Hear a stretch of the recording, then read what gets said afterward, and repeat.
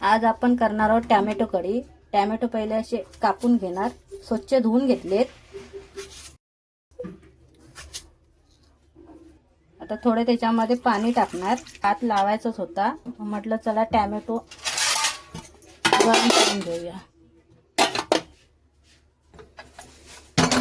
3 शिट्ट्या करून घेऊया। आता बघा आपले हे टॅमॅटो गार झालेत, मिक्सरला लावून घेऊया। त्याच्यासाठी जिरा टाकणार, तिखट मसाला थोडा, लसूण आणि मिक्सरला छान बारीक वाटून घेणार।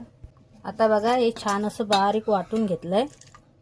आता राहिलेलं आहे ते पण वाटून घेणार। छान असं बारीक वाटून झालंय। कढई गरम झाले, तेल ओतून घेऊया। राई टाकूया, राई तडतडली की लगेच कढीपत्ता, हळद, थोडं चण्याचं पीठ भाजून घेऊया।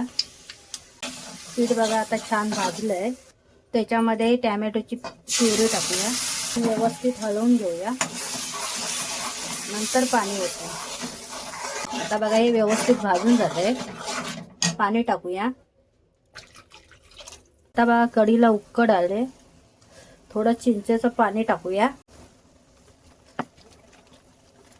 वरून थोडी लसूण टाकूया, अशी बारीक करून, छान लागते। मिरचीचे काप टाकूया, चवीनुसार मीठ टाकूया। कढीला चण्याचे पीठ लावल्यामुळे कढी छान लागते।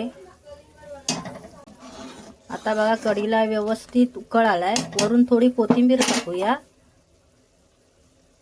छान लागते अशी कढी, करून बघा, खाऊन बघा।